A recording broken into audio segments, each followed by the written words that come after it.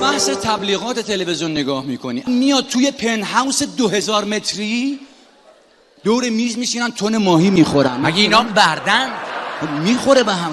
بعد از اون بعد تبلیغات ماهواره، میاد روغن مار، میگه روغن مار تنها داروی حجم دهنده و رویش دهنده مو. خب اگر روغن مار برای مو مفید بود، خود مار یه شیلنگ پشمالو بود. لااقل بگو روغن دنبه خرس، سه چیزی بگو که بگو اونجا ماجرا. تو از کجا آوردی روغن مار؟ گوگولی بودن مار به همون سیغلی بودنشه. بعد تو از روغن اون میخوای پشم و مو در بیاری واسه ما؟ سریال های ماهواره ترکیه معرکه است. دکتر نگاه میکنی توی یکی از این فیلم های ترکیه‌ای، از اتاق عمل میاد بیرون، میگه بابای بچه کیه؟ یهو 20 تا مرد هم نگاه میکنه. خب این بی پدر مال کیه؟ هیچ کس گردن نمیگیره. شبکه جن که من گذاشتم شبکه جن، معلومه چی به چیه. یخچال ساید بای ساید میاد تلویزیون تبلیغ میکنه، به چه عظمتی آقا، هر کسی قدرت خرید نداره. بعد دختری وارد میشه، چقدر 2 متر، از کجا میارن اینا رو؟ چقدرم زیبان. من بگم که خود تصویرسازی ذهنی بکنی واقعا. با اشوه وارد کادر میشه، در یخچال باز میکنه، دوربین میده تو یخچال، میوه های استوایی یه دونه ورمی داره، گاز میزنه، بعد شروع میکنه دیالوگ. از وقتی که ساید بای ساید خوشبختیم. نگاه میکنه غذاها، میوه ها، شیرینی ها چیده شده تا خرقناق یخچال. وقت در عالم واقع شما میری در یخچال خونتون رو وا میکنی، اول از همه یه قابلمه برنج مال 3 شب پیش رو پاد میفته. تو خونه هممونم هست. کی این مورد مصرف داره من نمیدونم. جا میوه‌ای میکشی بیرون، عوض میوه پر بادمجون و کدوخ، گوجه و از این حرفا. تو جا تخم مرغی هم عوض تخم مرغ پر قرص و شربت و شیاف. به 4 تا تیکه زغال گذاشتن ته یخچال، بوی یخ. این یخچال دیگه بو نداری، بدبختیه دیگه. پیچیده است ماجرای تلویزیونی ما، خیلی پیچیده است. غالبا در فیلم و سریال های تلویزیونی ما روش باردار شدن 2 روش بیشتر نیست. در قسمتی از فیلم زن و شوهر به نگاه‌های هم خیره میشن و لبخندی عاشقانه میزنن. در همین حین کم کم بچه عمل میاد و شکل میگیره داستان. دنیا متحیر، هالیوود میگه این چه حرکتیه، ما نمیتونیم. روش بعد تبلیغات بازرگانیه. وسط فیلم قطع میشه، 20 ثانیه تبلیغات بازرگانی، میره برمیگرده اومده جلو. یعنی زود پس به این سرعت نمیتونه کله پاچه بار بذاره که این یهو میاد تحویل داد. بیا دسته بالا آره برنج. همه شما با هم بچره کنه.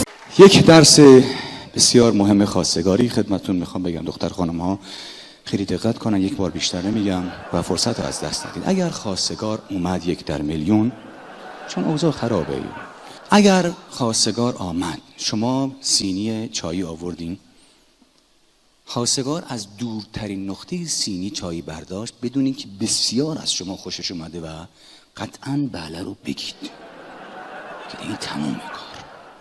اگر از وسطا برداشت، این بدنا از تو خوشش میاد، بردار بله رو بگو، فرصت از دست نده.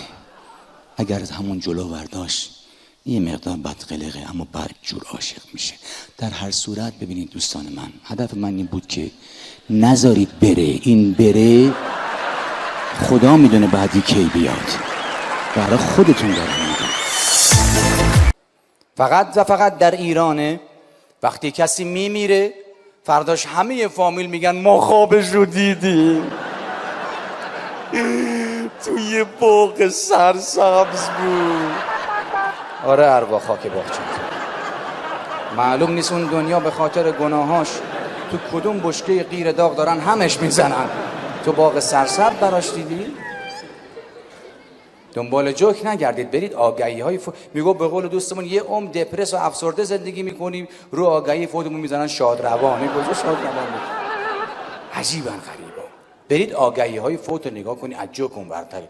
آگهی فوت من دیدم پیرمرد 107 سال از خدا عمر گرفته بوده، فوت شده، رو آگهی فوتش نوشته بودن به دیدار حق شتاف. این کجا شتافته؟